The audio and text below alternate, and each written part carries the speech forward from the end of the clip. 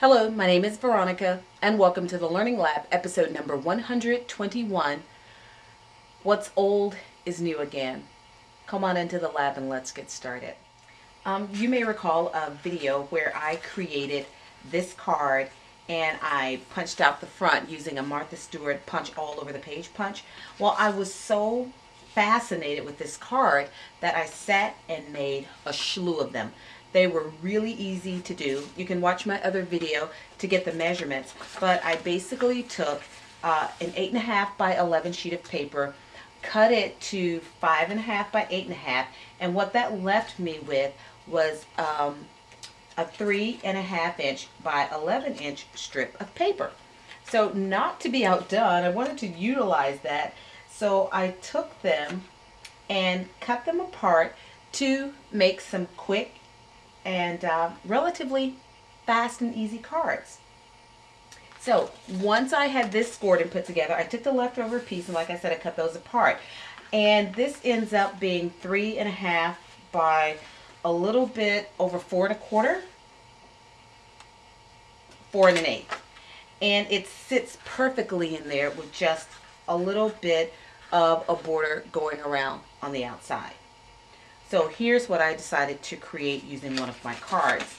I was going through some of my things, seeing what I had, and I came across this bag of goodies that I'd gotten from Bridget. And they were some of the Tim Holtz die cuts. The lock and key, this gorgeous border. I think this might be Stampin' Up. I'm not exactly sure. But I had the hanging sign, some of the tattered flowers, and another sign with the key. But the thing that really caught my eye was the bag that had the Tim Holtz cage and bird. So that's what I'm using today. To get started, I used a white base card. And this piece was cut special for this card. This is 3.25 by 4.5. And my side pieces are 3/4 by 4.5. And I inked all of those with my Memento Rosebud. Then I went to my dies that I got from Bridget. And what I did was I took all of my bird cages and put those through a Cuttlebug folder. I just tilted them on an angle, put them through, and came out with something really spectacular. And in this case, I'm using the silver metallic paper. Really looks like a bird cage. And to get the curve shape, I just took my hand and just gently coaxed that paper to curve. Nothing rough and tough like. It's already been die cut, so that makes it a little fragile to start. So now I have my beautiful cage that's going to go there. Now for my bird, that's going to go inside of the cage. Now on this particular one, I did a flower and I happened to get it where his eye landed right on the circle of the flower, and so I also embossed my birds there. Oh, nice. So he naturally now has an eye there for him. But the one that I'm using on my card today, I used a different embossing folder, and I went over that with some frayed burlap distress ink, and I'm using a Queen & Company pink pearl for his eye. And he is going to be kind of offset in here. And so there's the bird. So now I really wanted to adhere to the arrangement at the bottom of this cage. So I used my Spellbinders Shapeabilities. It's a marriage between Spellbinders and Hampton Arts, and you get these flowers that you can stamp and then cut out. I have to tell you, I had a hard time getting the die placed over the flower once I stamped it, but once I got the hang of it, yeah, it was okay.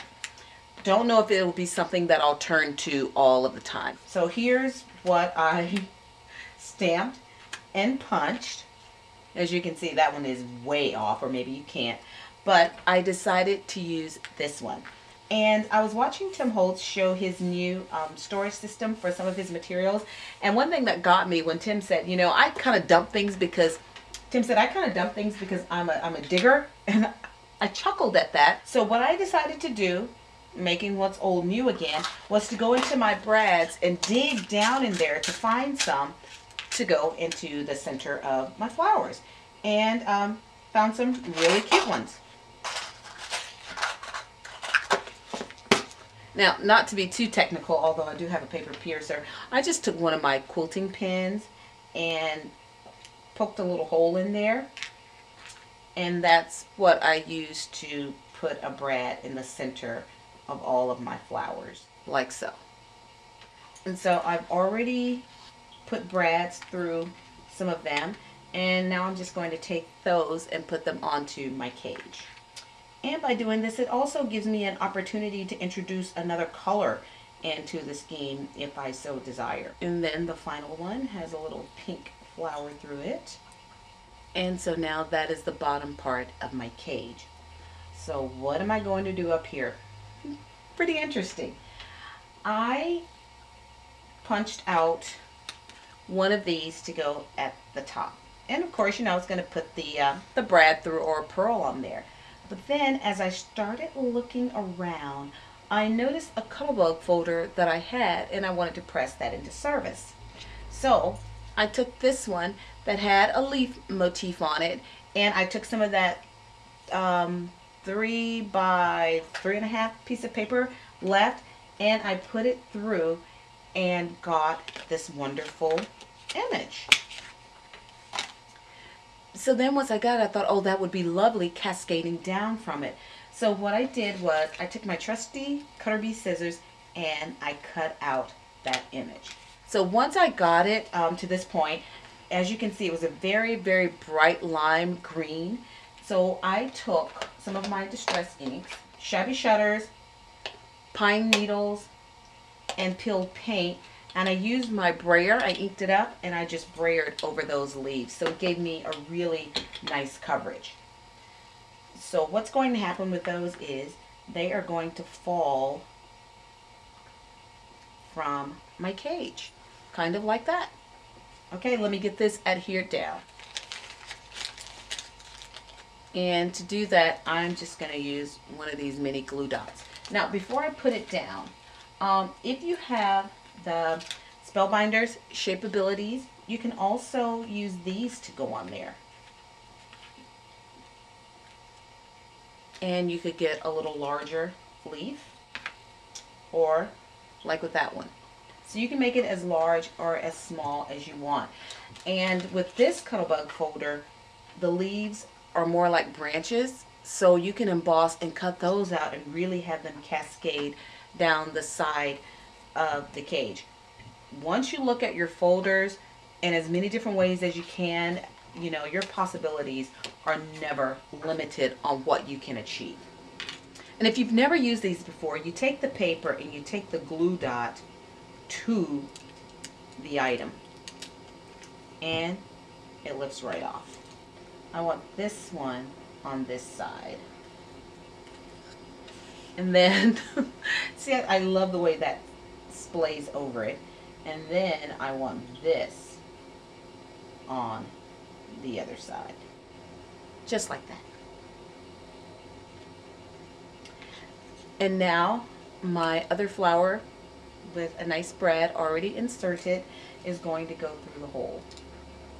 And then that kind of ties the green color back to it and pretty much just kind of pulls everything together. See right here where I didn't get my measurement as well, or I scored in the wrong place, or I was doing something else when I was watching TV. Anyway, wanted to cover that up. So I went into Bridget's stash and I saw this beautiful pink doily. Now, I don't know how it's reading on camera, but the pink was just a little too soft for this. And that was even before I inked it. So what I did was I colored this using my Memento Rosebud ink. And I just inked up the brayer and then just rolled over my piece.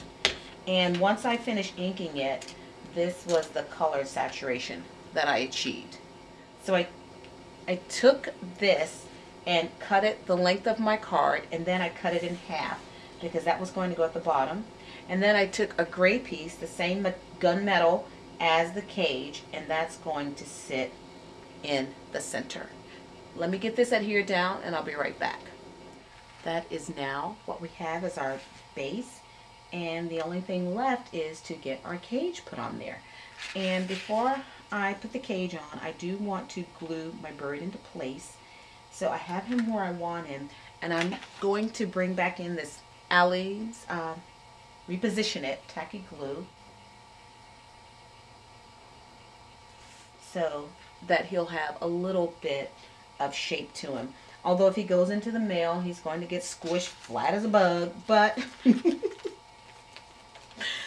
it'll be okay. Now, to help ensure that he stays a little rounded, I'm going to put some of these foam dots. These are the Recollections foam dots.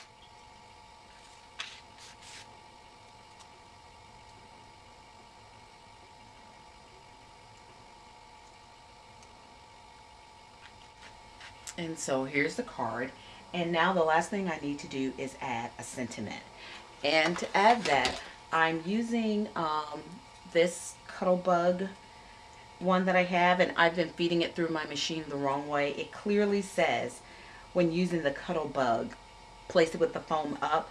And so I've got a nice little bend in there. So when I do it again, I'm sure it'll flatten itself out. So I'm not too worried.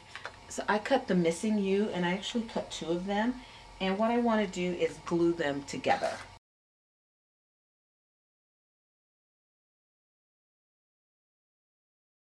That gives it just a little bit more presence and makes it just a tad bit more 3D looking. So I think I'm going to put missing U on this side because the other side is already heavy with the foliage. So now, figuring out the best way to get this adhered. I know that the entire M is going, that half of the M will be on the flower and some of the Y will be on there, but I think I'll put that into place once I get it down.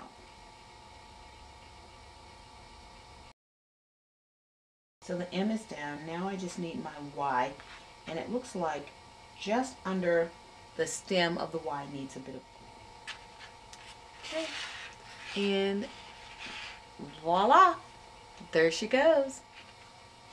Okay, now I get the lighting right. Okay, that happens to be it for this lovely little card. Thank you, Bridget, for sending me these awesome Tim Holtz goodies to play with.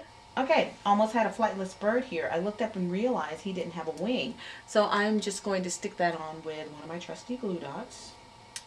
So now, have wings, can fly. Thank you for joining me in the lab today. Please be sure to check out my blog at inkallusions.blogspot.com. Until then,